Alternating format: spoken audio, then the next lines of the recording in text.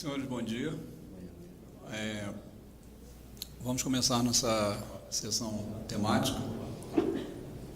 Dentro da sessão de tendências e serviços, vamos falar hoje aqui sobre os desafios da expansão da infraestrutura urbana. Todos nós sabemos, temos noção do que significa a falta, de infraestrutura, principalmente para os serviços de banda larga. Apesar de todo o esforço dos entes envolvidos, dos reguladores, da indústria, das operadoras, existem diversas dificuldades que fazem com que se torne difícil, mais difícil do que necessário, fazer a implantação de infraestrutura. Então hoje nós vamos debater aqui com diversas partes envolvidas. Nós vamos ter o conselheiro Aníbal Diniz, da Anatel, nós vamos ter o Eduardo Tude, do Teleco, o Ricardo Dickmann, do Sinister Brasil, e o Clérison Soares, da RAW. Eu sou o Carlos Laurita, vou moderar esse painel, também da RAW, e nós vamos buscar então ter o início de uma visão do que está acontecendo, do que poderia melhorar. Existem fatores que atrapalham a implantação de infraestrutura. Alguns são mais complexos, como conjuntura econômica, conjuntura política, e algumas questões sociais, até de segurança, na implantação. Mas existem outros fatores que poderiam ser melhorados sem tanta dificuldade, como o caso do licenciamento de implantação de infraestrutura. Seja uma autorização para uma torre, seja autorização para outro tipo de infraestrutura que seja utilizado.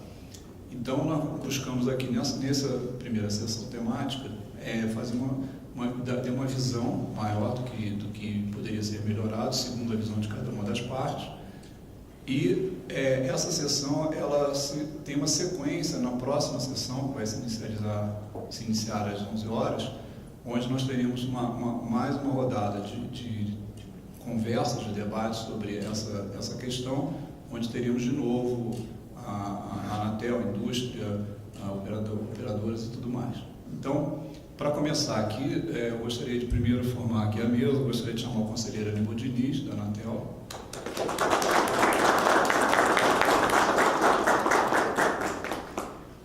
Gostaria de chamar o Eduardo Tude, do Teleco.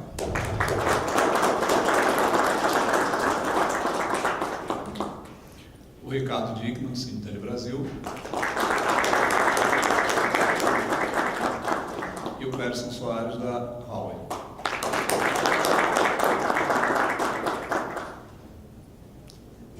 Então, agradeço mais uma vez a presença de todos vocês e nós vamos começar. Vocês podem sentar, por favor.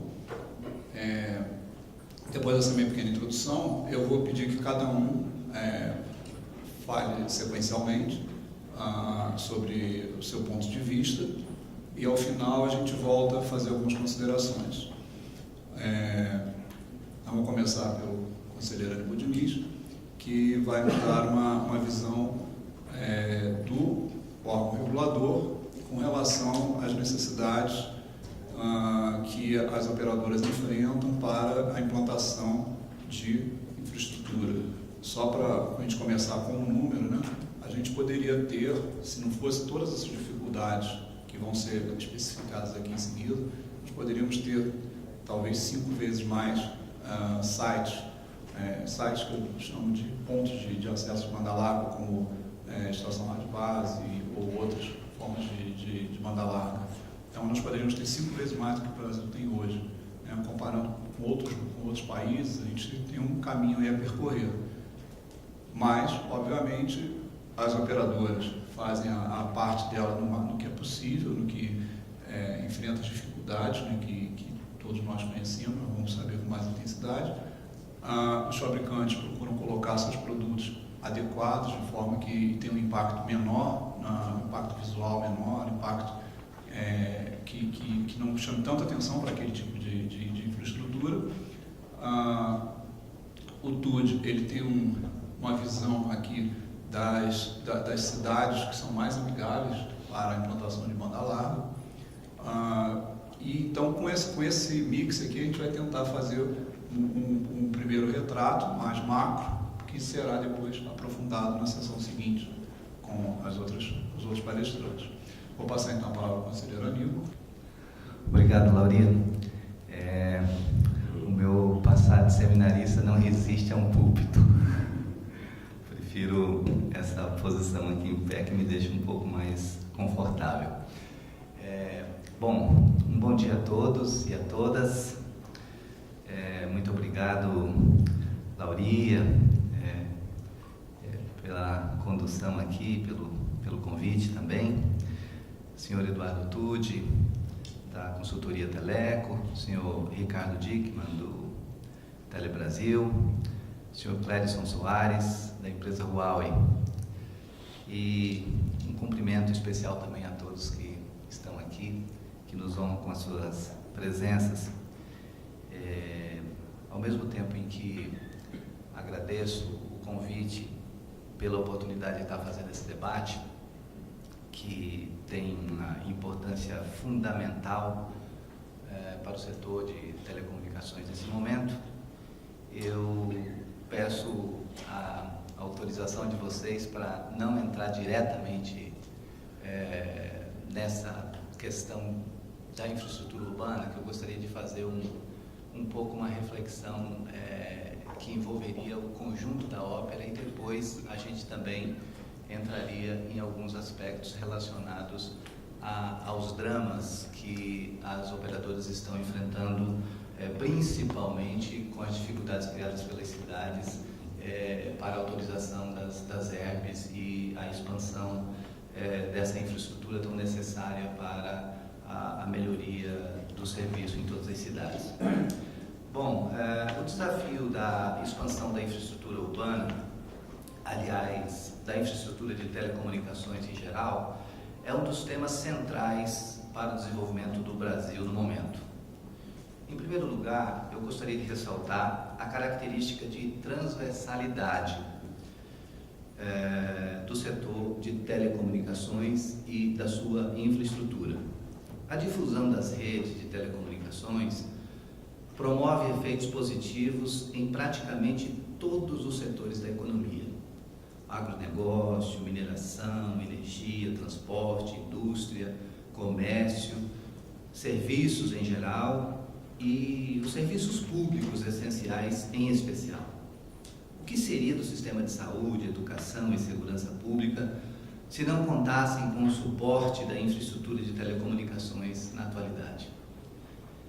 As próprias empresas aumentam sua produtividade e geram mais inovações em produtos e novos modelos de negócios quando contam com uma boa infraestrutura. Vemos assim que a infraestrutura de telecomunicações é fundamental, não somente para promover o crescimento econômico do país, como também para o desenvolvimento pleno da sociedade brasileira nas mais diversas dimensões.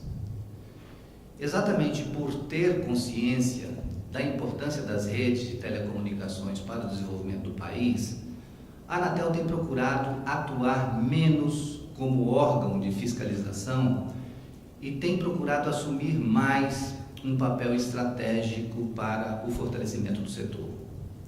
O planejamento estratégico aprovado pelo Conselho Diretor para o período de 2015 a 2024 prioriza para os próximos 10 anos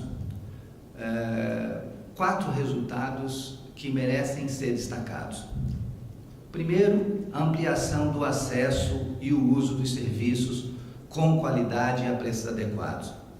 Em seguida, igualmente importante, vem o estímulo à competição e à sustentabilidade do setor. O terceiro resultado é a satisfação dos consumidores. E o quarto resultado esperado é a disseminação de dados e informações setoriais. A Anatel, ela já mas ela tem que lutar para ser cada vez mais a fonte mais confiável sobre qualquer informação atinente ao setor de telecomunicações. E esse é um dos objetivos estratégicos da Anatel nesse momento, e nós temos feito de tudo para tentar juntar todas as informações setoriais e disponibilizá-las de maneira bastante transparente e didática para orientar o desenvolvimento do setor.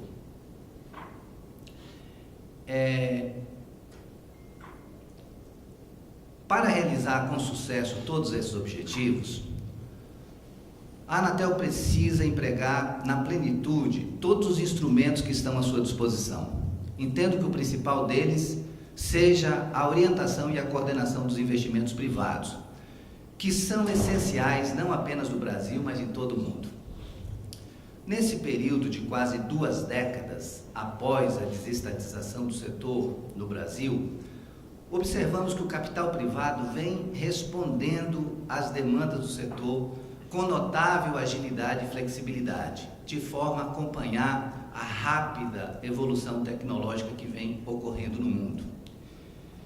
E eu faço questão de ressaltar esse aspecto, e mais adiante a gente vai perceber, porque há uma necessidade extrema de absoluta sintonia entre o investimento privado e o investimento público. E eu estou aqui a dizer que o setor privado tem cumprido seu papel. Logo adiante a gente vai entrar um pouquinho a respeito de como tem sido a postura do poder público em relação a esse aspecto. A própria Anatel, com a adoção dos compromissos de abrangência nas licitações de radiofrequência, permitiu que a telefonia móvel chegasse a praticamente todos os municípios. Pelo próprio sucesso do modelo setorial, a demanda por serviços de telecomunicações, incluindo mobilidade e comunicação de dados, se tornou universal. Nós estamos falando de um sucesso. A gente avançou muito desde a privatização até aqui. Um exemplo de transformação na sociedade, propiciada pela infraestrutura de telecomunicações, é visto na indústria financeira. Com as novas redes de comunicação, é possível realizar transações financeiras a partir de computadores, smartphones, caixas eletrônicas e máquinas de cartões de crédito. Os meios de pagamento tradicional, como papel moeda e cheques, já estão em franco declínio. Tanto empresas quanto pessoas dependem cada vez mais das redes de telecomunicações nas diversas transações do dia a dia. Não há como negar que o setor avançou muito. E, nesse aspecto, a gente é chamada à primeira reflexão. É preciso garantir que os benefícios dessa evolução sejam estendidos a todos os brasileiros que ainda se encontram excluídos digitalmente. E veja só que nós estamos a falar da possibilidade de um perigo.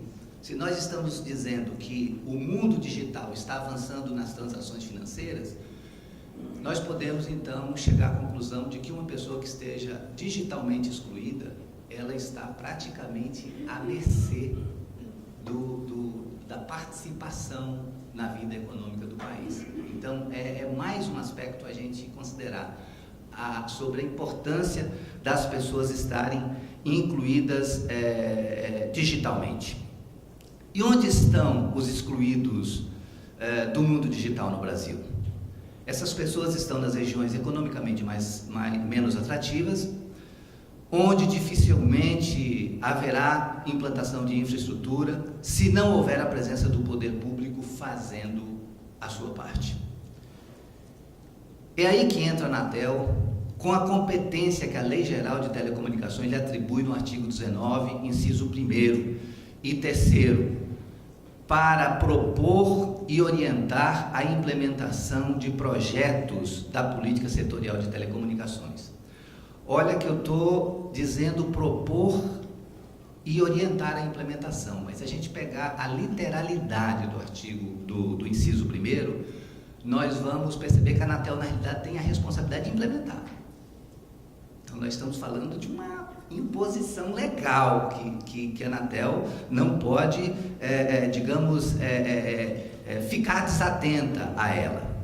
Nesse contexto, a Anatel deve pautar sua atuação por uma linha de complementação dos investimentos do setor privado, dirigindo sua atenção, sobretudo, às áreas de alto custo e às famílias de baixa renda. Para fazer um diagnóstico geral da infraestrutura de telecomunicações do país, com destaque para as deficiências estruturais nas redes de transporte e de acesso que suportam a oferta de acesso à internet em banda larga, a Anatel está elaborando o Plano Estrutural de Redes de Telecomunicações, o PERT, projeto que tenho a honra de estar atuando como relator. O PERT, Plano Estrutural de Redes de Telecomunicações, atende ao disposto no artigo 22, inciso 9 da Lei Geral de Telecomunicações e possui caráter eminentemente estratégico para a agência. O documento final deve também propor uma relação de projetos capazes de suprir as deficiências identificadas no diagnóstico com as respectivas fontes de financiamentos a serem utilizadas para a sua execução. Entre os projetos em estudos estão a ampliação da rede de transporte de alta capacidade em fibra ótica e por meio de radiofrequência. Também será incluído a necessidade da tecnologia satelital para atender as áreas mais isoladas, assim como a expansão da rede de banda larga móvel em localidades ainda não atendidas. Isso tudo está sendo objeto de reflexão no PERT. E quando aprovado, esse planejamento será um suporte fundamental para o MCTIC e para o conjunto do governo estabelecer prioridades de investimentos na expansão das redes de banda larga. Com ele, a Anatel poderá orientar tanto os investimentos públicos quanto os aportes privados, de forma a evitar a sobreposição de infraestrutura em algumas áreas e a completa ausência de investimento em outras áreas. E aqui eu quero fazer também um relato que eu tenho participado muito dos eventos com pequenos e médios provedores, com investidores que estão construindo redes e estão levando banda larga para localidades que a gente nem sequer imagina. E uma das grandes preocupações desses investidores é essa: vem cá, mas se tiver política pública que sobrepõe a infraestrutura, a gente vai ter uma competição desleal. Então, para isso, fundamental o papel da Anatel com esse PERT, no sentido de levantar todas as informações setoriais possíveis, no sentido de qual é a infraestrutura de rede que nós dispomos, para, num desenho de políticas públicas, a gente verdadeiramente direcionar para aquelas áreas que mais precisam e evitar as sobreposições. É claro que vem a pergunta: e de onde vêm os recursos para esses possíveis investimentos? Entendo que essa questão deve ser avaliada com cuidado muito especial. O principal método que a Anatel usou ao longo dos últimos 10 anos para ampliar as áreas de cobertura da telefonia móvel foram os compromissos de abrangência nas licitações de radiofrequência. Sem dúvida, esse é um instrumento importante e que tem que continuar a ser empregado, mas ele não é suficiente para suprir todas as necessidades que uma rede convergente impõe. Quando falo desse assunto, eu nem cogito mencionar a desoneração tributária. Porque sei que é uma hipótese inexequível e acho que todo investidor sabe que tempo é dinheiro, a gente não deve perder tempo tratando de questões que não vão acontecer. Então, exoneração tributária não vai acontecer no Brasil, principalmente no cenário de contingenciamento orçamentário em que nos encontramos. Vejo que muito se fala em praticamente todos os fóruns setoriais nos possíveis recursos dos TACs, termos de ajustamento de conduta, que estão sendo conduzidos com muito esforço por toda a equipe da Anatel, que é justamente tentar converter aqueles déficits, aqueles passivos fiscais das operadoras em investimentos que possam significar atendimentos a áreas isoladas. Então é um esforço fantástico que a Anatel tem desenvolvido, é uma inovação inclusive para fazer com que esses recursos fiquem no setor, e é louvável que a Anatel tenha essa iniciativa.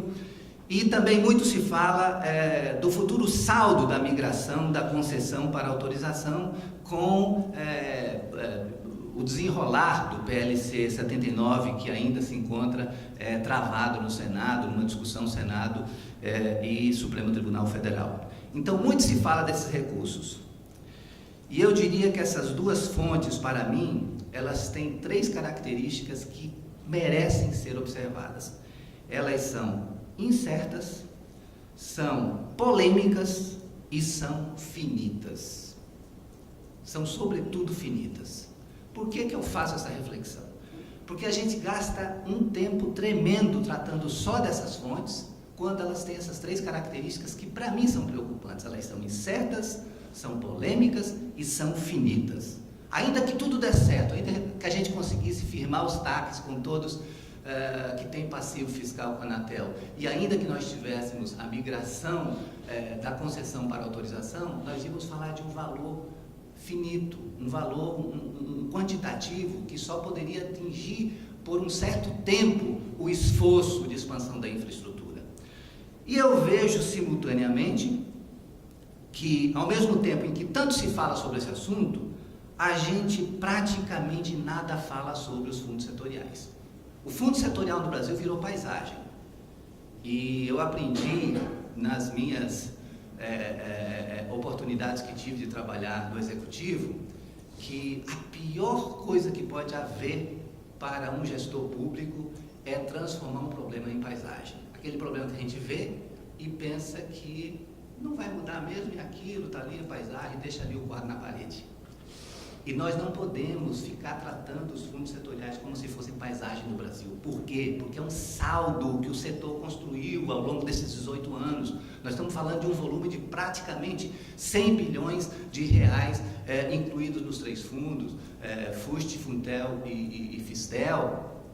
E eu vejo o setor, de certa forma, envergonhado em tratar desse assunto.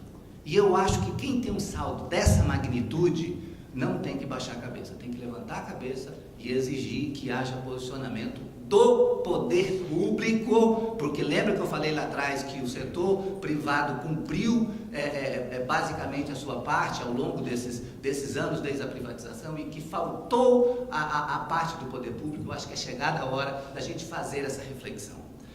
Então, eu considero o Fundo de Universalização do Serviço de Telecomunicações como o veículo mais importante que temos para viabilizar na plenitude uma política pública capaz de, em poucos anos, colocar o Brasil num outro patamar em termos de infraestrutura de rede, para dar suporte à expansão do acesso à banda larga fixa e móvel em todas as regiões do Brasil.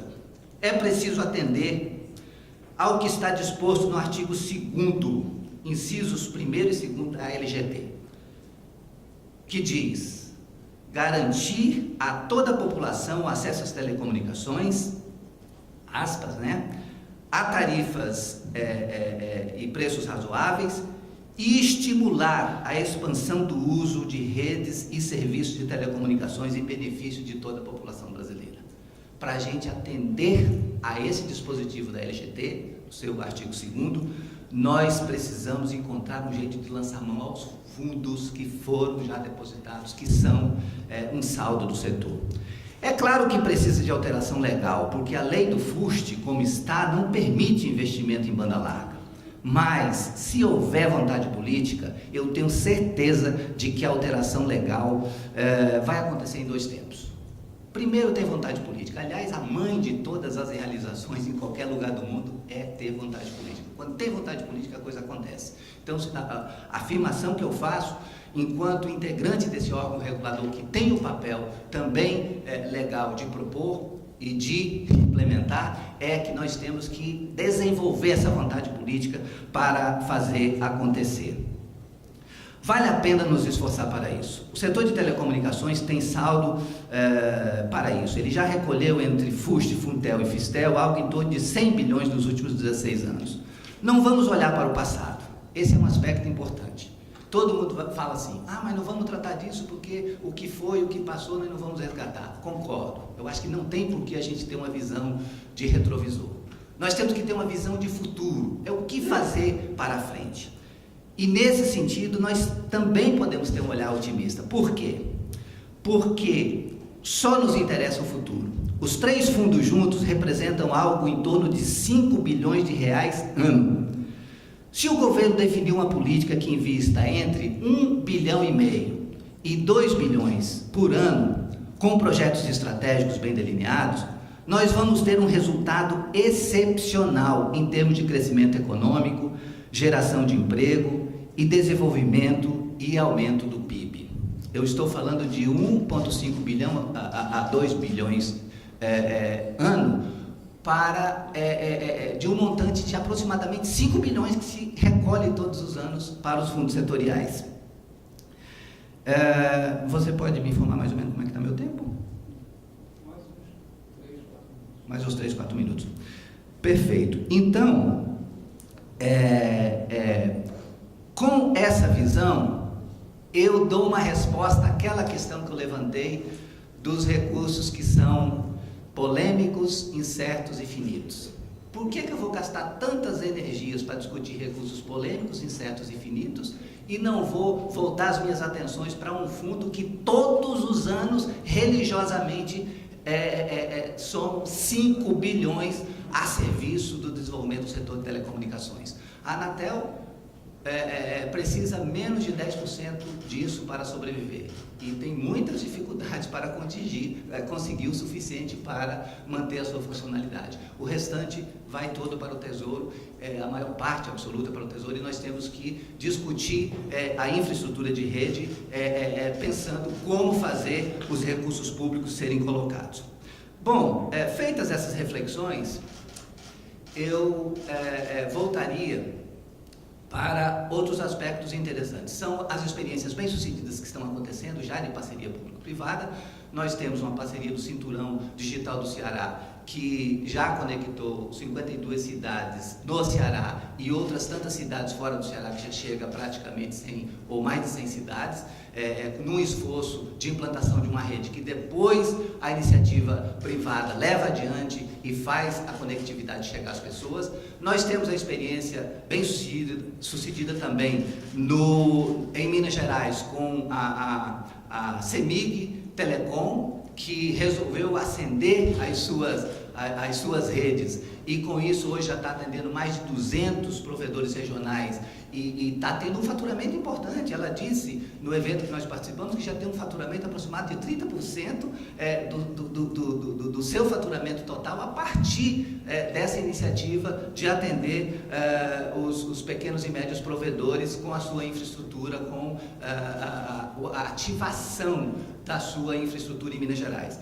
Nós temos o exemplo da Rede Nacional de Pesquisa, um exemplo fantástico que conecta todas as universidades federais, institutos federais de educação em alta velocidade e que tem que também estar nesse nosso desenho de estrutura de rede no Brasil. E temos uma experiência super inovadora que conta hoje com o apoio da Anatel. Quer dizer, temos várias experiências acontecendo, mas eu cito essas 4.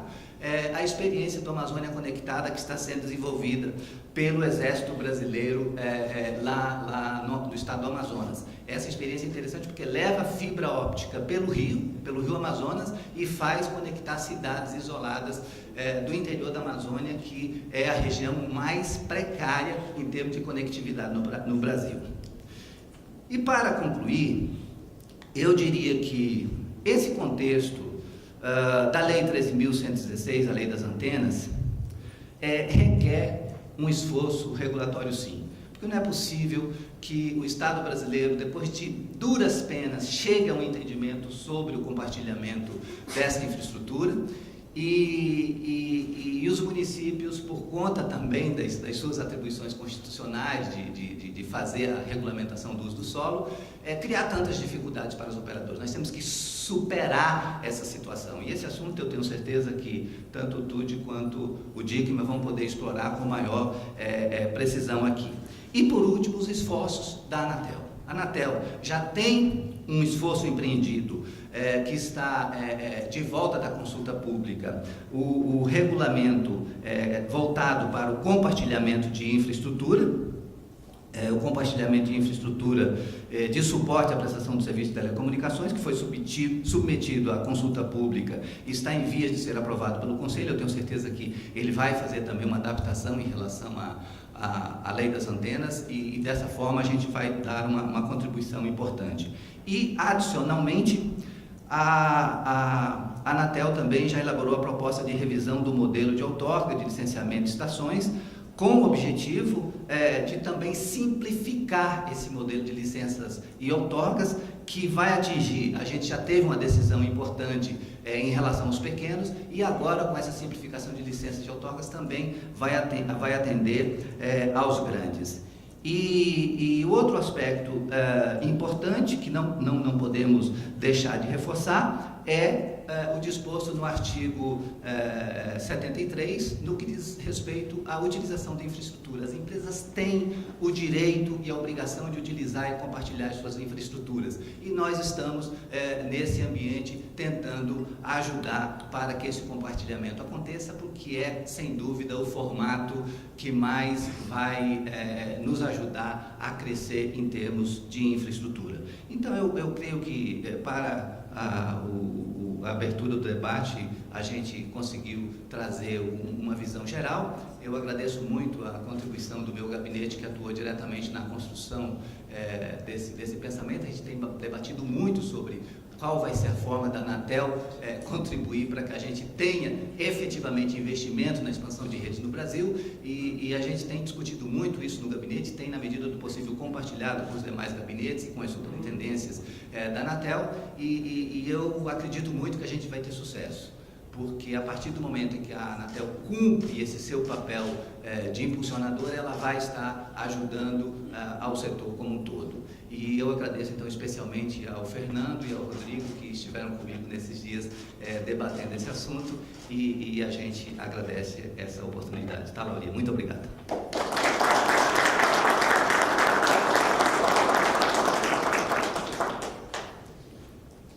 Agradeço, então, a intervenção do conselheiro Aníbal Diniz, sempre muito sábio nas suas colocações.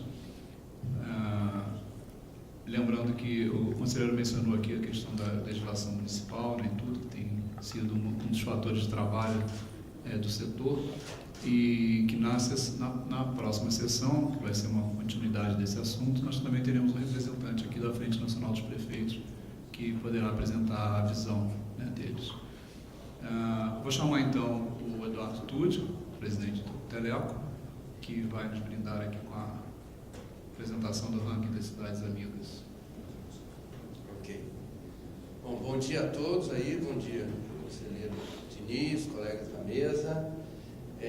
Nós vamos estar apresentando aqui a edição 2017 do ranking Cidades Amigas da Internet.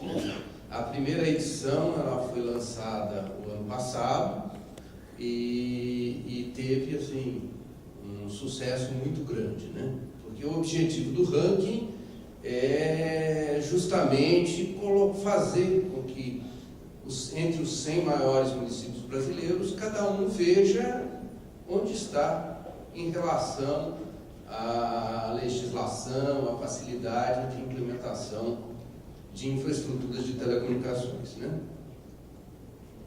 Está funcionando aqui, deixa eu ver. Aqui.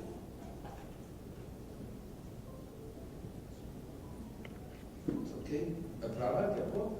Vai para cá. Pronto. Bom, então, o objetivo do ranking é justamente esse. Entre os 100 municípios brasileiros, identificar os que mais estimulam a oferta de internet, né? E para isso, a gente dividiu em estações radiobases e redes. As estações radiobases, eles têm um peso maior, de 3, e as redes aéreas e subterrâneas têm um peso de 1. Então, foi montada uma estrutura de avaliação deste ranking, em que a gente tem, basicamente, 4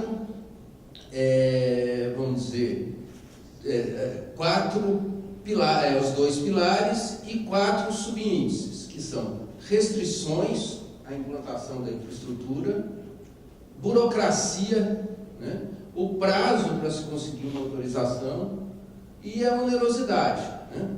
Então, para cada um dos pilares, quer dizer, da ERB e das redes, a gente tem esses 4 subíndices com peso maior para restrições e prazo. E o método de avaliação, né? Ele conta com uma nota da análise de legislação, que é feita pela Teleco. A gente levantou a legislação dos 100 municípios, né? E a gente faz aí, eu vou mostrar em seguida um exemplo dos pontos, como que isso é feito. Isso é dado uma nota e através de uma pesquisa que é feita com Vivo, Claro, TIM, Oi e a Abrintel, que é a Associação Brasileira aí de Infraestrutura para Telecomunicações. Então, a partir disso, a gente chega para uma nota para cada um desses itens, que vai compor no final a nota do ranking. Aqui, só para exemplificar, na análise técnica que a gente faz na legislação das EBs, por exemplo, a gente tem a questão aí das restrições, onde a gente verifica 15 itens, como, por exemplo, recursos impeditivos, exigência de tratamento estético de forma ampla, a questão aí que alguns ainda exigem anuência de moradores vizinhos para poder você instalar uma ERB, né? A questão da regulamentação da emissão de radiação, que é uma incumbência federal da Anatel e que ainda muitos municípios estabelecem requisitos para isso, né? Então, essa avaliação item a item, né? Assim como a gente tem exemplo para restrições, a gente tem uma lista semelhante para a onerosidade, para a burocracia, isso gera no final uma nota que vai compor a nota técnica da análise e ser aí fazer parte do índice juntamente com a pesquisa, onde a gente pede que se avalie restrições, burocracia, prazo e onerosidade. O prazo, a gente fez alguns pequenos ajustes nos pesos e nas perguntas em relação ao ano de 2016, e um foi o prazo, porque antes a gente colocava maior do que 180 dias. E a gente viu que existem municípios que, na realidade, estão aí há mais de um ano sem emitir uma licença.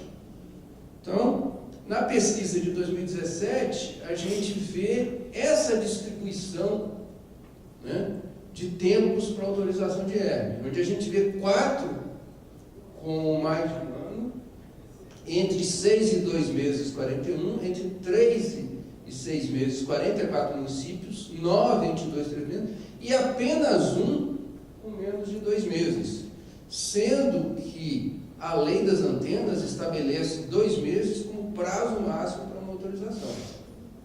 Então, só esse quadro, ele já dá uma ideia do que tem que ser feito aí para agilizar esse processo.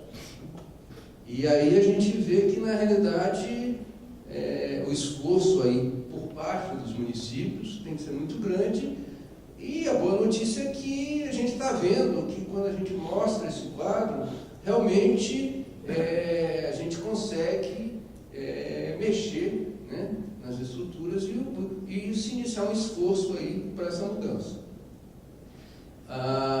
Vamos então apresentar, na realidade, a única cidade onde o prazo é menos de 2 meses é a Uberlândia, que foi a número 1 no ranking 2016 e repetiu a colocação no ranking de 2017. Né?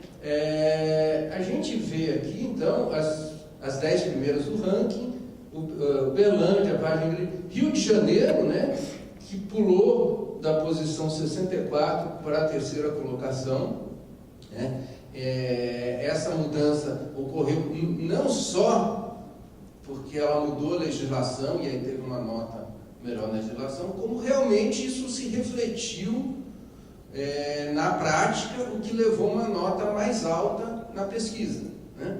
Porque às vezes um município ele muda a legislação, mas isso acaba não se refletindo no processo, quer dizer, a burocracia continua, o tempo continua grande, então na pesquisa a gente não vê o reflexo. Não foi o caso do Rio, que deu um salto muito grande. É claro que essas mudanças, em parte, foram estimuladas pela necessidade dos Jogos Olímpicos, onde você precisava ter uma estrutura que funcionasse. Aí a gente vê aí outros municípios que entraram, como São José dos Campos, né? E outros aqui, Cuiabá e Nova Iguaçu, no Rio, e outros que permaneceram aí entre os 10 primeiros. As que mais avançaram, a gente teve, além do Rio de Janeiro, outros municípios que avançaram muito nesse ranking, né? E aí a gente destaca aí Niterói, né, que foi de 97 para 57, Ribeirão Neves, que foi de 80 para 41, próprio Salvador, Pelotas, Anápolis, Vitória da Conquista. Então a gente vê aí outros, Recife, né, que foi de 43 para 19, você vê avanços, né? É claro que quando a gente olha aquele quadro do prazo, a gente vê que os avanços, mesmo entre as que estão entre os 10 primeiros lugares, tem que continuar. E aqui, infelizmente, né, mas também ajuda a mostrar um quadro, as 10 últimas, né? E a gente vê aqui que entre essas 10 últimas continuam capitais muito importantes, como Belo Horizonte, Manaus, Goiânia, São Paulo, Brasília e Fortaleza. Então, a gente vê aí, inclusive, uma queda, né, de posição no ranking. Algumas ainda estão, por exemplo, Belo Horizonte, melhorou, mas continua entre as 10 últimas. Ok? Bom, aqui como um resumo, né, o que faz estar entre os melhores, né? Autorização para eles, pelo menos menor que 4 meses, né? Uberlândia é a única que está com menos de 2 meses, adoção do PL padrão, poucas restrições à instalação de ERB, centralização de procedimentos administrativos, né? Então, às vezes, você vê um município e diz, não, eu não tenho regulamentação na ERB, né? Não tenho mais legislação. Isso é uma coisa boa porque acaba as restrições, mas do outro lado, se isso não for acompanhado de uma centralização de procedimentos administrativos, de uma estrutura em que a coisa seja processada rapidamente, isso vai acabar se refletindo também numa posição pior no ranking. Procedimentos de documentação claramente definida e a não cobrança de taxas abusivas, né? E o que as piores fazem? Autorização em mais de 6 meses, muitas restrições, como vedação de instalação em determinadas áreas, ou recusa acima de 5 metros, e limitação da emissão da radiação, exigência da anuência de moradores vizinhos e requisitos de licença ambiental de forma ampla, e não apenas nas áreas onde é aplicável realmente, né? Então, o que se recomenda? Que a regulamentação municipal esteja de acordo com a legislação federal, que ela estabeleça um processo centralizado e objetivo que propicie a obtenção de autorizações em prazo inferiores a 2 meses, e não imponha custos adicionais à tramitação do processo. Alguns municípios, eles não só exigem medidas frequentes de radiação eletromagnética, que tem um custo alto, como exigem renovação anual da autorização. Então, você imagine o custo que isso traria numa cidade, né, que tem muitas vezes centenas de estações radiobases, você refazer o processo todo anualmente. Então, são restrições aí que têm que ser levantadas e é esse processo que a gente vê aí avançando, e o objetivo do ranking é justamente estimular essas mudanças. Ok? Obrigado aí. Depois aí a gente está aberto a perguntas.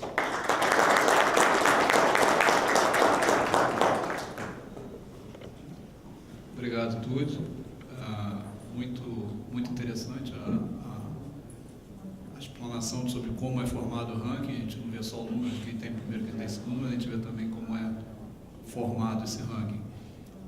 Um ponto interessante que o Túlio colocou aqui é a aderência da legislação local à legislação federal, né? Houve um avanço muito grande com a aprovação da Lei das Antenas, alguns anos atrás, poucos anos atrás, mas a gente enfrenta, né, essa dificuldade de que a legislação local seja aderente à federal, sem exigências adicionais.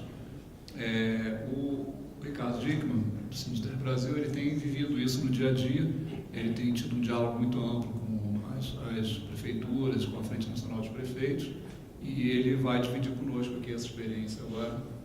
E na próxima sessão, o Ricardo será o moderador, e dando continuidade a essa sessão aqui, e lá teremos mais detalhes.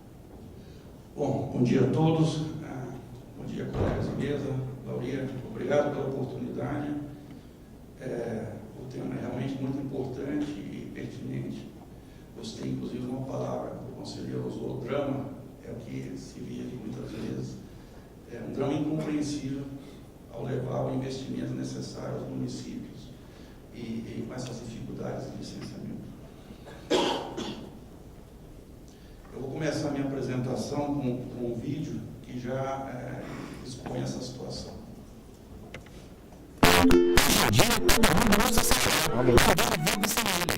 A gente usa trabalho, segurança, saúde, pagar contas. A gente conversa com a família, os amigos, os colegas do trabalho, resolve problemas do dia a dia, usa o celular para estudar, fazer pesquisa na escola. O celular ajuda a gente a se localizar, a ter mais segurança. As compras com cartão de crédito e débito que fazemos todos os dias também dependem do sinal do celular. Mas para tudo funcionar direitinho é preciso ter uma coisa muito importante: antenas. Se a gente não vive sem o celular não vive sem a antena. Para falar e navegar, o celular precisa se comunicar com uma antena que esteja por perto. As antenas precisam estar localizadas estrategicamente em todos os lugares. E elas hoje estão cada vez menores, em cima de prédios, próximas às praças, ruas, empresas. Só assim para a gente ter sinal de qualidade no celular. Existem muitas leis municipais que impedem a instalação de antenas. Essas leis precisam ser atualizadas para melhorar a cobertura. Desde 2015, o Brasil conta com uma lei federal moderna e específica sobre antenas. É a Lei Geral de Antenas, que deve ser seguida pelos municípios na alteração de suas leis, permitindo que mais antenas sejam instaladas. Afinal, elas só trazem benefícios e não fazem mal à saúde. Porque com o desenvolvimento de uma cidade, mais pessoas precisam usar os serviços oferecidos pelo celular. Mandar fotos, fazer ligações, acessar a internet. E só com uma rede de antenas bem localizadas, a gente pode aproveitar o melhor do celular. Mas quando a burocracia e as leis dificultam a instalação de antenas, todos nós só temos a perder. Nós, cidadãos, temos que exigir que nossos municípios facilitem essa instalação. Uma cidade com mais antenas tem um sinal melhor e faz a gente viver bem. Vamos ajudar o Brasil a se conectar.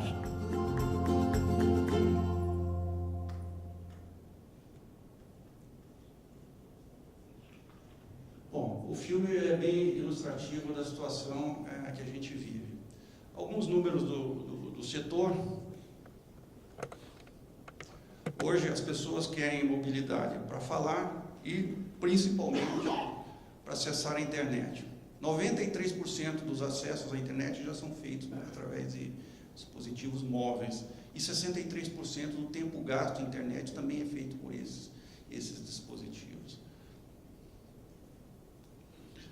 Aí você vê como é que está a evolução das redes em razão dessa situação. Você vê um crescimento muito grande da rede de 4G, LTE, que é a tecnologia mais atualizada e melhor para a transmissão de dados, que é o que realmente demanda e impacta as redes em termos de necessidade de crescimento. Você tem o 2G decaindo e a própria tecnologia 3G que chegou a ser utilizada por um período para dados, também diminuindo em termos de quantidade de acessos. Você já tem, desde 2015, a nível mundial, o 4G já passou o 3G. No Brasil, isso deve acontecer logo. Bom, como eu falei, o que realmente impacta hoje é o crescimento, demanda crescimento de redes, instalação é o crescimento da demanda por dados.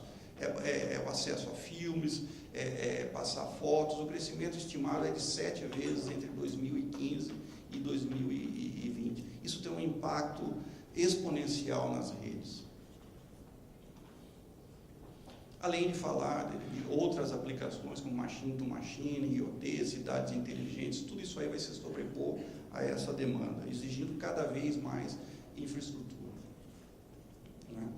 Anteriormente, quando você começou a rede, principalmente o 2G, você colocava uma antena no alto de uma torre, uma coisa para cobrir uma área gigantesca. Com isso, você conseguia cobrir uma cidade, uma quantidade de torres muito menor. Hoje, essa situação não mais existe. Ainda existe a cobertura macro de 2G, mas a grande demanda hoje é por dados que você precisa, seja pela questão da cobertura geográfica, quanto pela questão da tecnologia, você precisa de uma quantidade muito maior. Mas essa infraestrutura não será mais, na maior parte das vezes, naquela forma de torres gigantescas. Então, como eu falei, seja por cobertura ou seja por adoção de frequências mais altas, aí a questão do 2,5 giga, você tem uma demanda maior quantidade de infraestrutura necessária. Bom, como é que a gente atende essa demanda por dados, por vídeo? Não tem alternativa, você tem que instalar antenas e levar a transmissão até ela, que é através de fibra ótica. É somente dessa maneira que você consegue garantir a qualidade e a cobertura necessária. Como é que a gente faz isso? Bom, o primeiro desafio é a questão dos investimentos. O setor tem investido um histórico muito grande. Temos os desafios que foram muito bem citados pelo conselheiro de utilização de fundos e outras formas. Mas, acima de tudo, se precisa também de velocidade no trazer este investimento disponível para a obra de engenharia para o campo. Como é que você tem essa velocidade? Através de legislação que possibilite esse investimento e facilite essa chegada desse investimento no campo, através de um processo de licenciamento ágil. Quando a gente fala de licenciamento, e aqui não estou falando do licenciamento federal que é feito na TEL, estou falando da segunda etapa, você tem o seguinte arcabouço regulatório. Primeiro, você tem a Lei 11.934, que trata da questão dos limites de exposição aos campos eletromagnéticos das pessoas, que garante a saúde das pessoas. Isso já está completamente pacificado, são esses os limites que devem ser implementados pelas empresas. Na sequência, você tem a Lei 13.116, que é chamada Lei das Antenas, é a nossa bíblia sobre o assunto, que dá orientações de como essa infraestrutura deva ser instalada, como os municípios devem fazer para adequar as suas legislações, para que não haja conflito e permita essa velocidade necessária à implantação da infraestrutura.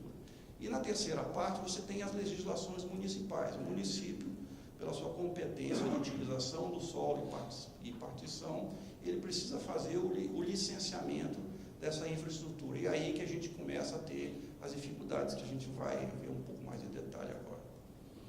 Né? Nós temos uma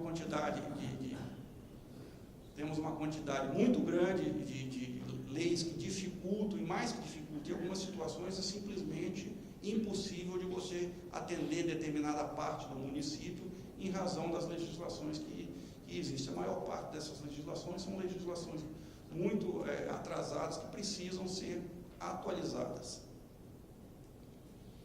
Né? Um fator que é comum nas legislações mais antigas é a questão da exposição dos limites de radiação. Há legislações que, com a pretensão de resguardar a segurança, colocam restrições de distanciamento, proximidade de escolas e hospitais e distanciamento entre as próprias estações, que não tem respaldo científico e nem legal, porque não protege.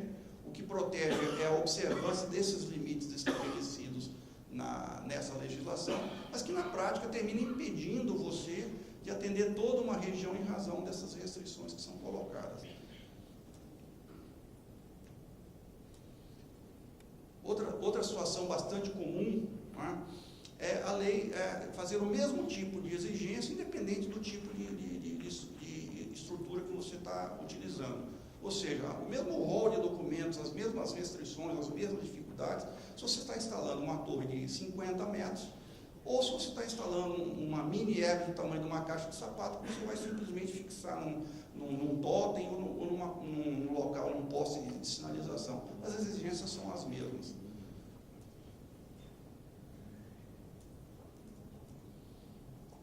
Outra situação que dificulta, no caso a gente está falando de onerosidade, né, ao levar a fibra, seja para fazer a ligação entre os municípios, ou mesmo dentro das cidades, passar nas calçadas e nas ruas, é a cobrança do direito de passeio. Essa situação, tanto em algumas cidades quanto no uso de rodovias, é algo que tem dificultado.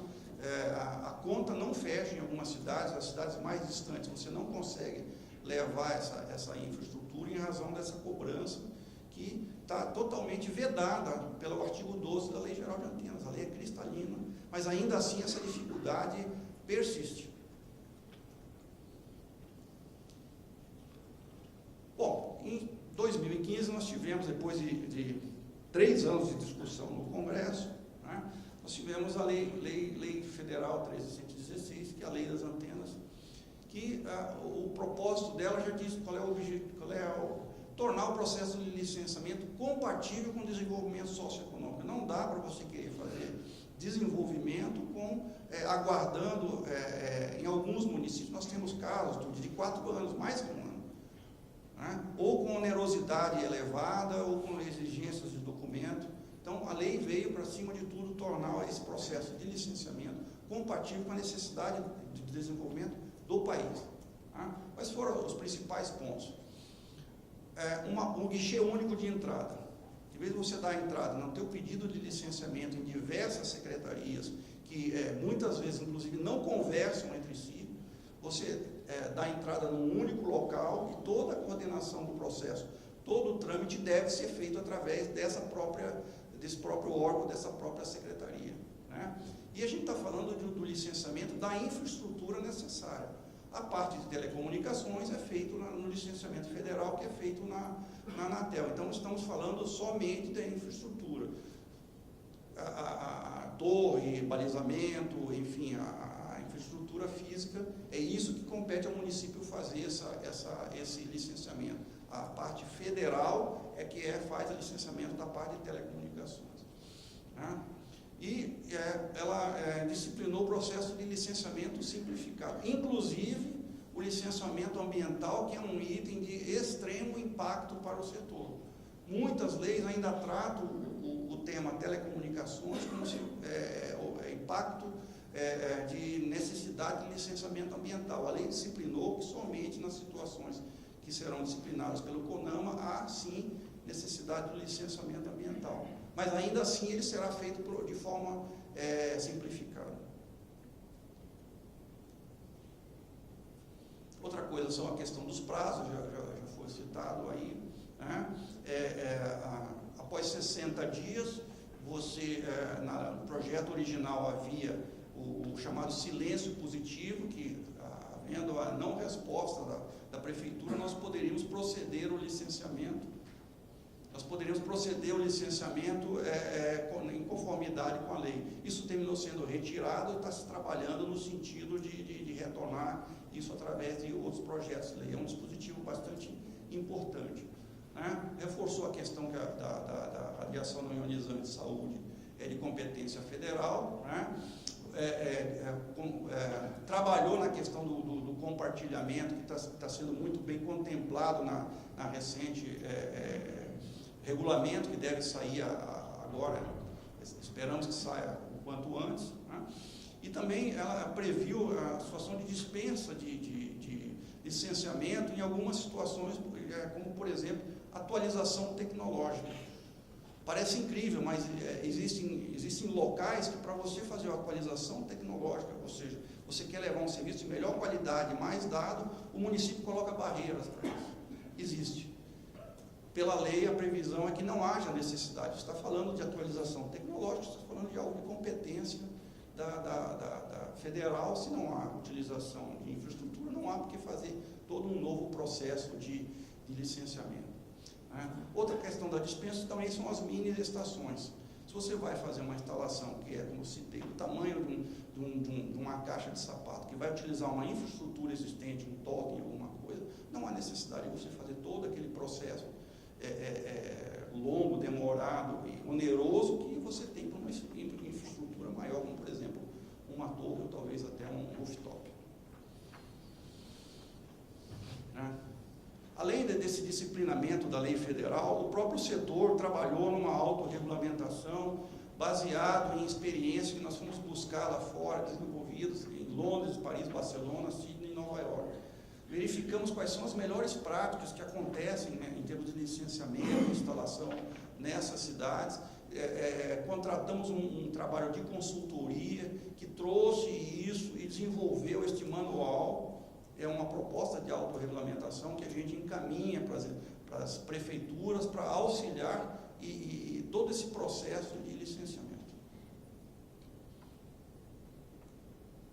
Né? O ranking já foi bem detalhado pelo TUD, né? É uma oportunidade que os municípios se situem dentro de todo esse processo e trabalhem no sentido de rever a sua regulamentação.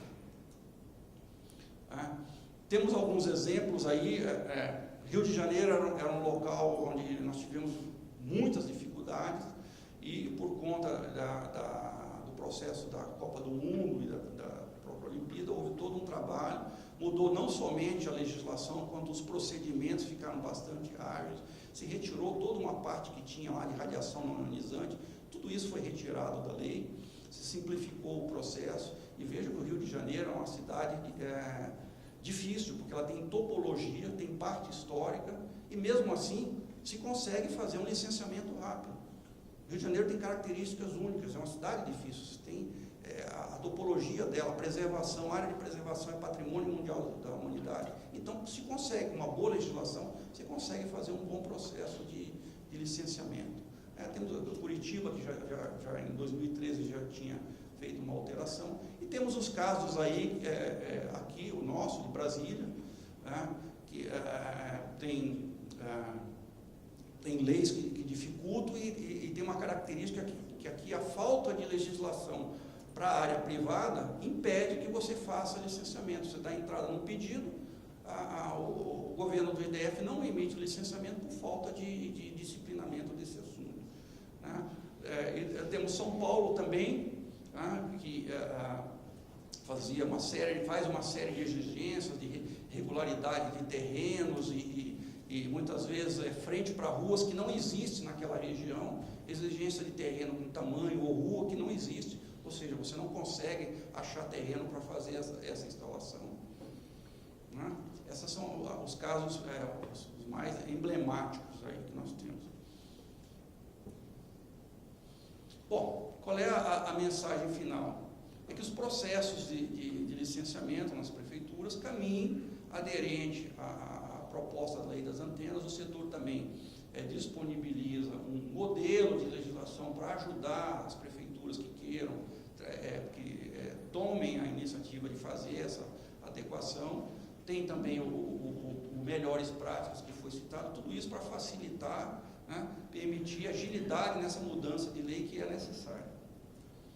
Né? Serviços, como já foi também colocado, telecomunicações, geram produtividade e competitividade, são necessários, são fundamentais para o desenvolvimento dos municípios e do nosso país. Era isso, obrigado.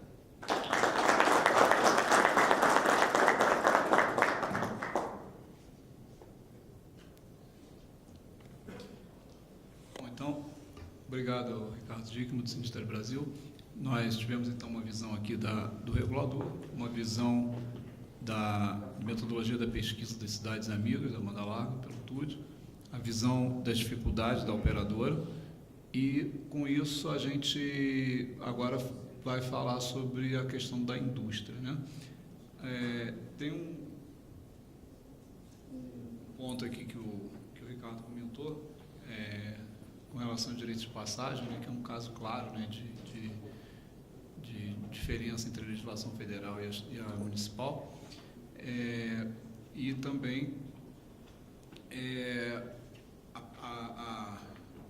a questão da regulamentação específica para a lei das antenas, com relação a equipamentos de pequeno porte, né, atualização tecnológica, que são programas que já estão em andamento dentro da Anatel e que com certeza vão melhorar com o tempo. O Clérison Soares, então, nosso representante da indústria aqui, gerente de áreas da Huawei, ele vai dar uma visão então aqui do que os fabricantes têm feito com relação a propor novos produtos mais adequados, com baixo impacto visual e etc. Por favor, Clérison.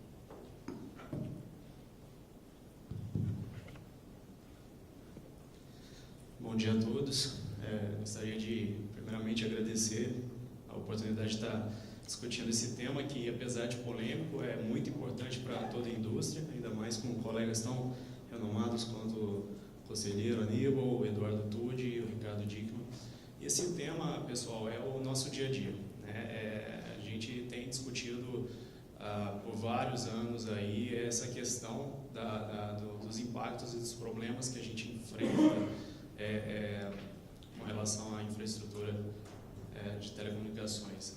Quando a gente faz uma análise, quando a gente é inevitável não comparar indústrias e setores, mas a gente que está dentro do setor privado, a gente que tem essa paixão pela tecnologia, que tem essa vontade, porque o objetivo principal aqui é melhorar o serviço de telecomunicações para a sociedade, que obviamente e historicamente a gente percebe e a gente vê que isso realmente contribui para o desenvolvimento de todos os países. Isso definitivamente aumenta o PIB, porque assim que a gente tem a tecnologia disponível, as aplicações vêm e as pessoas vão utilizar e a gente vai ter novos modelos de negócio sendo aplicados aí nas outras indústrias.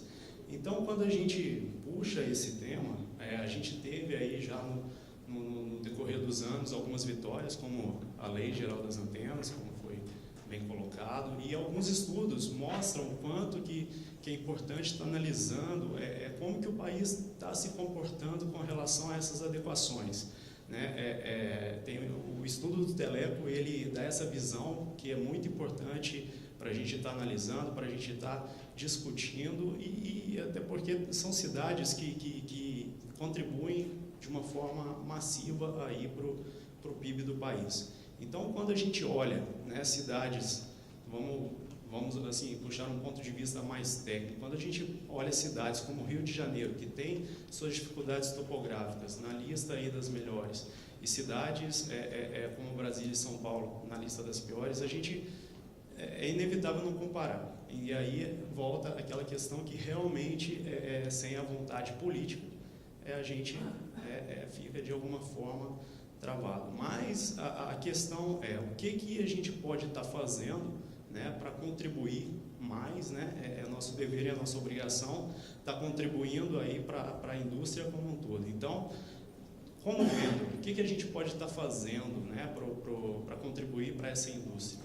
Bom, hoje, né, até foi o tema que apresentamos em Barcelona esse ano, que é o Unleash the Site Potential. Melhorar aí, trazer mais eficiência do ponto de vista tecnológico para levar serviços de melhor qualidade para o usuário. Como que a gente pode fazer isso? Hoje a gente pode se basear em 3 pilares. Um é o espectro. O espectro é o que a gente tem disponível, né? É a banda que a gente tem disponível para estar trabalhando. Outro é a tecnologia. Hoje nós já trabalhamos com a tecnologia de ponta para o momento, que é o LTE. E a terceira forma de trazer mais qualidade dos serviços móveis seria a quantidade de sites, quantidade de antenas. Então, é inevitável que a gente não puxe, que a gente não discuta esse tema, né? É necessário mais antenas. A gente está entrando aí numa nova revolução industrial. Logo a gente tem aí o 5G vindo aí e precisamos estar preparados para esse crescimento, porque os serviços vão continuar aí com alta demanda Hoje, mais de 50% do tráfego aí em países envolvidos é vídeo. Então, só isso já contribui muito para o aumento de throughput, aumento de tráfego das redes. E, falando do ponto de vista de rede móvel, isso acaba impactando em necessidade de antenas, de mais antenas. E existem algumas formas da gente estar podendo trazer e adequando aí novas soluções, né? Tem o conceito aí de RetNet, de redes heterogêneas, onde trabalhamos em várias camadas. Trabalhamos na camada macro, onde são as torres que todos conhecemos. Trabalhamos na camada de small cells, que são, né, pequenas antenas que podem ser aí instaladas em pontos de ônibus, outdoors e pontos diversos aí pela cidade. Mas existe ainda uma outra camada que temos recursos de sobra para poder estar trabalhando e que, obviamente, as regulamentações e os impactos, né, de leis têm que ser vistos de uma forma diferenciada, porque são características diferentes, né, e são soluções novas que a gente pode estar adequando hoje à realidade do país. Temos aí uma outra camada que classificamos como uma camada intermediária, que é a camada de postes, pontos intermediários que a gente tem aí disponível em todas as cidades, que podemos estar aplicando soluções móveis, antenas para esse modelo de recurso, vamos dizer assim, de infraestrutura. Então, nesse cenário, essa dificuldade de estar analisando para novas soluções que são adequadas para postes, soluções que são adequadas para pontos de ônibus, soluções que são adequadas para fachadas de prédio, obviamente não podemos estar analisando da mesma forma como analisamos para a entrada de uma torre em uma cidade, né? Tive a oportunidade nos últimos 3 anos de participar de eventos onde estiveram presentes também o conselheiro Aníbal, o Eduardo Tucci, onde pudemos observar aí que realmente hoje no país, principalmente no interior, quem faz uma movimentação muito forte nessa área são os médios e pequenos provedores. Então, e os grandes provedores, eles já têm essa batalha há muitos anos. Então, assim, no setor privado, claro que existe uma movimentação constante aí do setor privado, setor público, para essa melhoria, mas volta a puxar essa nossa obrigação, esse nosso dever de estar contribuindo e discutindo mais esses problemas cada vez mais. Então, esses problemas que nós enfrentamos, onde vemos aí um tempo de 6 meses, alguns locais aí com tempo de 1 ano, para poder entrar com uma torre, ou com um site, ou com uma antena, são coisas que realmente são sérias, impactam diretamente na economia do nosso país. Isso tem que ser tratado de uma forma muito séria e traz bastante assim um trabalho da nossa parte de educação da população. Nós podemos observar que várias frentes que fizemos, na verdade, o que deparamos foi com falta de conhecimento, né? Falta de entendimento. Mas por que tem que ser tratado assim? Qual que é a diferença? Então, assim, esse trabalho, né, é muito importante nesse momento. Vimos aí o vídeo que é bem explicativo, deixa bem claro aí que o impacto que isso tem para a sociedade como um todo. Então, esse é o trabalho do momento. Esse, do nosso ponto de vista, é o grande impacto na nossa indústria. Esse tempo que gera todo esse desgaste, que gera toda essa espera, causa essa ansiedade aí no setor privado, porque impacta tanto no nosso setor, claro que, obviamente, com a implementação de novos sites, com mais adensamento de usuários, as operadoras têm uma possibilidade de maiores ganhos, assim como a sociedade, através da utilização dessas aplicações. Então, toda vez que a gente puxa esse assunto, quando não é um problema só do Brasil, claro, né? Quando a gente trouxe essa questão para o MWC desse ano, de Barcelona, é exatamente para gerar essa provocação, porque nós precisamos de estar analisando cenários que estão sendo aplicados em alguns países, que podem ser aplicados em outros que estão em desenvolvimento, porque não são a dependência é apenas uma vontade política muitas vezes, é uma adequação, né, da legislação. Por exemplo, uma das soluções apresentadas no MWC é uma solução desenvolvida no Brasil. Então, nós temos a nossa figura do Brasil sendo apresentada para o mundo. Mas, para fazer isso virar realidade no Brasil, primeiro nós precisamos enfrentar a nossa legislação, a legislação local das nossas cidades, né? Porque, querendo ou não, são mais de 5 mil tratativas diferentes, né? Mais de 5 mil abordagens diferentes que temos que estar fazendo, porque cada cidade vai ter a sua visão, cada cidade vai ter, vai ver o impacto de alguma forma diferenciada. Então, o pessoal já colocou muito bem aqui, era essa a colocação que eu queria fazer, do ponto de vista de solução. Nós temos antenas que se adequam a todos esses cenários, né? Mas esse tema tem que continuar sendo discutido, tem que ser tratado com muita seriedade por todas as prefeituras, e estamos à disposição para estar esclarecendo questões técnicas, questões de impacto. As nossas soluções hoje, elas têm um impacto visual bem baixo, trabalhamos com camuflagem de antenas e vários outros fatores que auxiliam aí na adequação dessas soluções para esses cenários. Então, eu agradeço a oportunidade e estamos à disposição.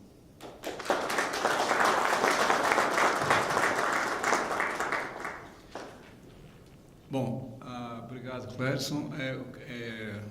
Eu quero agradecer a vocês. A gente passou um pouquinho do tempo, né? A gente começou um pouquinho depois, mas só para fechar aqui o nosso assunto, lembrando que essa discussão a gente continua na próxima sessão, que vai ser aqui na própria sala. Só queria destacar 2 ou 3 pontos aqui que foram citados.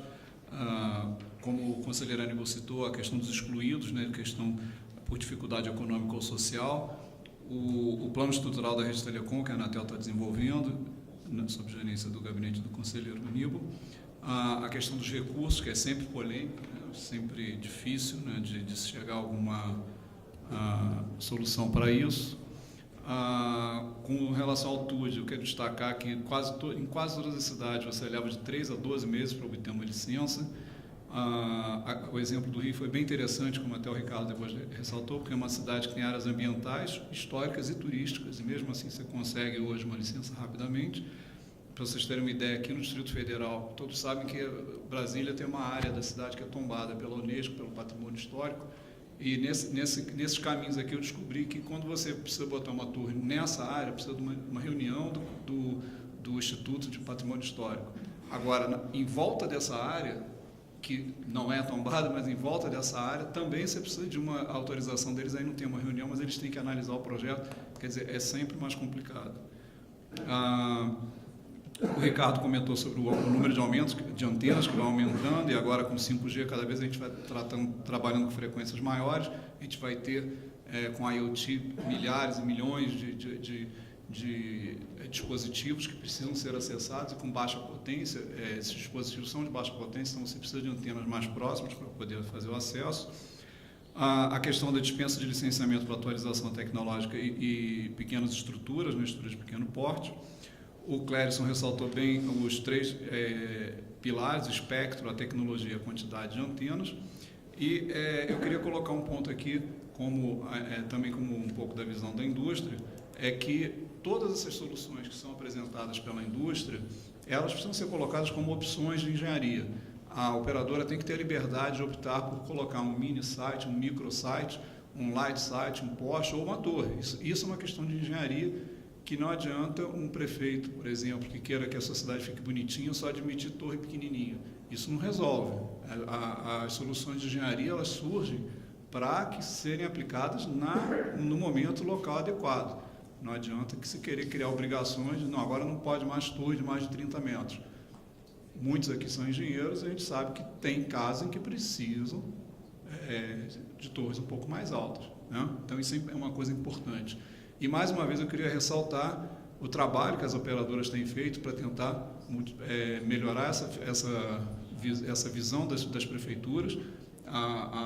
aqui falando não como moderador, mas como Hauer, a Hauer tem procurado fazer esse trabalho também de catalisador, buscando juntar os diversos setores para conversar, e um exemplo disso no próximo painel, além da Frente Nacional dos Prefeitos, a gente vai ter um representante, já tem aqui um representante da Associação Brasileira das Empresas Distribuidoras de Energia Elétrica, a gente falar um pouco também sobre as sinergias que existem entre esses dois setores. Então, eu queria agradecer mais uma vez a vocês, especialmente aos componentes aqui da mesa, o conselheiro Aníbal, Eduardo Tude, Ricardo Dickmann e o Clérison, convidar vocês para o coffee break e voltamos aqui às 11 horas para a segunda parte dessa discussão. Muito obrigado.